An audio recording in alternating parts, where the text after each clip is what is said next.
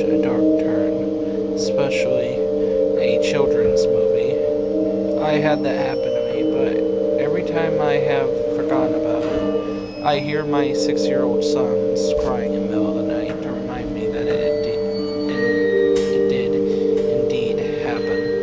To clear up some questions, allow me to introduce myself. My name is Silas Stone, a 27-year-old man who is happily married and has a loving wife. Her name is Brianna. How we met is one day I went to a Starbucks to have my morning coffee before I went to work. Then, the waitress who served me was an Irish woman who had beautiful red hair, came up to me and asked for what I was ordering.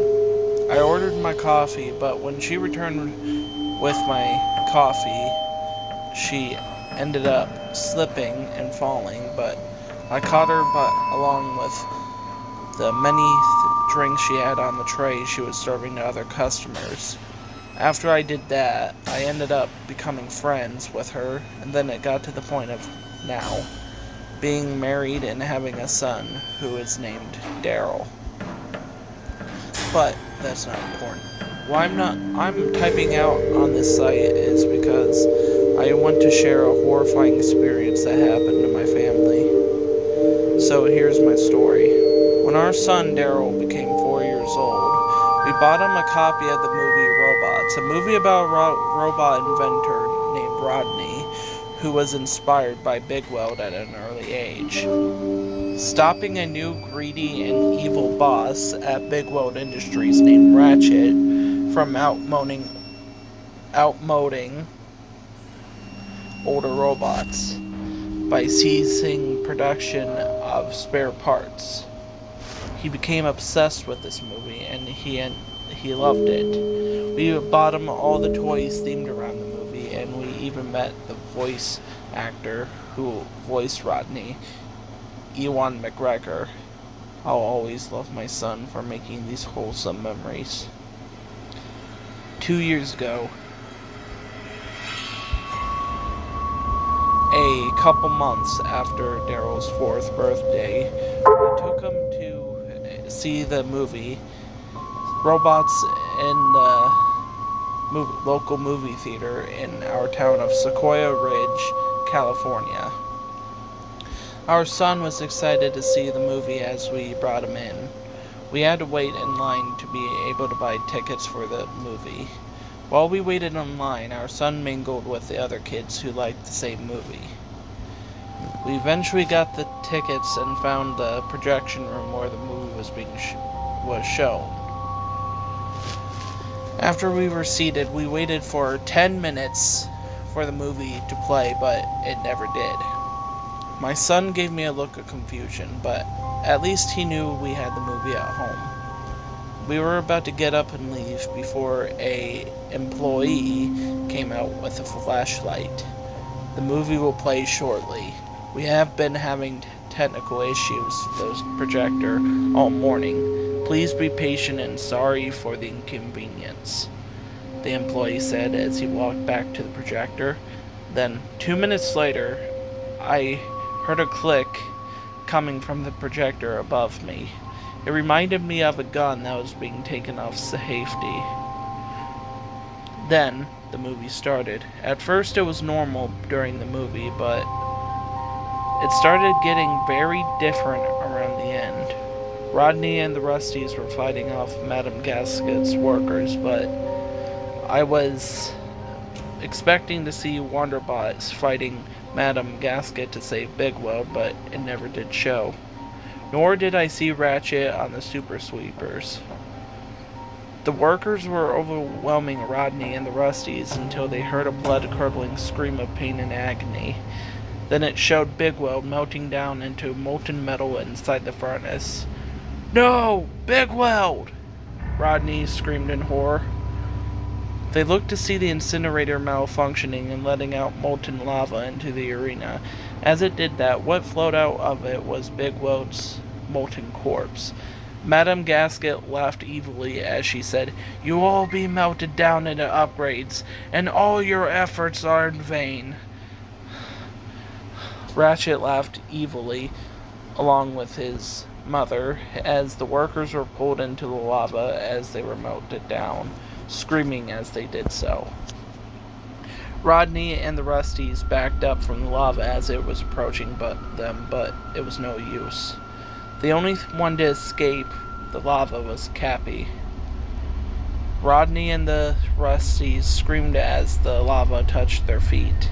Then they started to slowly melt down. They screamed in agony as it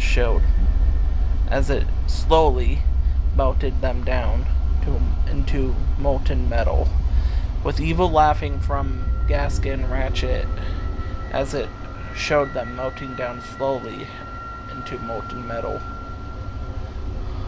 My son was crying as he was witnessing his favorite characters dying. My wife tried to comfort him to the best of her ability, but it was no use. He cried and screamed in absolute fear. He wasn't the only one. Everyone else in the theater was both screaming and crying in fear. The kids in the theater were mostly the ones crying, but by the time the movie ended, the screaming from the speakers were gone. The robots were dead, but most of the screaming and crying were from the people in the movie theater.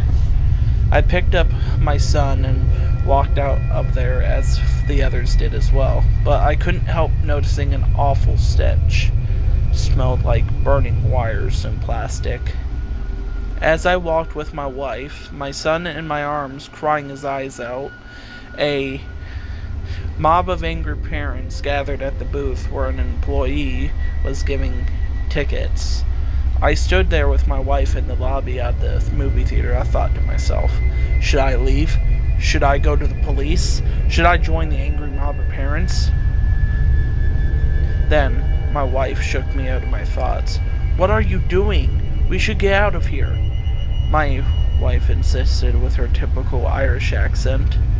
I looked over to the mob of angry parents before looking back at my wife. You're right. We should get out of here and keep our son away from this horrible place, I said to my wife firmly. We left out of there in our car. Our son was crying for 10 minutes in the back seat until he fell asleep due to exhaustion. My wife and I said nothing on the way back home.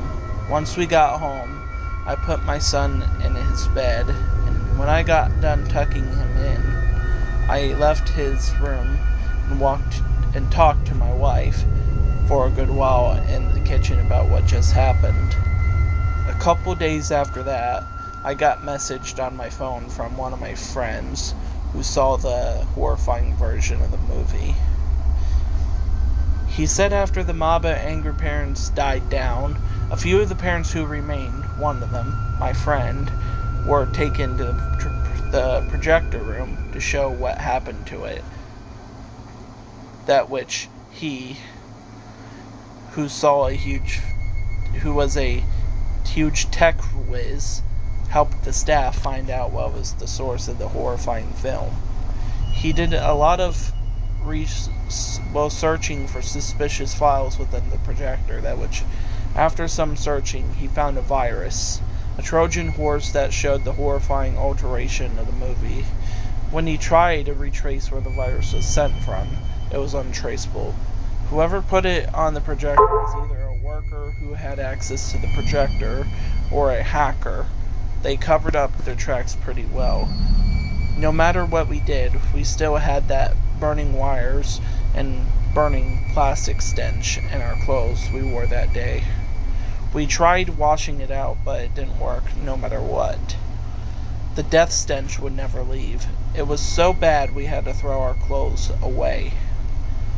Also, a couple months after that incident, I saw that the theater was closed down. Someone probably sued them to bankruptcy after that incident with the Robots movie. Anything that was related to robots in our house was strictly taboo after that incident because it traumatized my son. My wife and I had nightmares about it as well, and we talked about taking ourselves to therapy.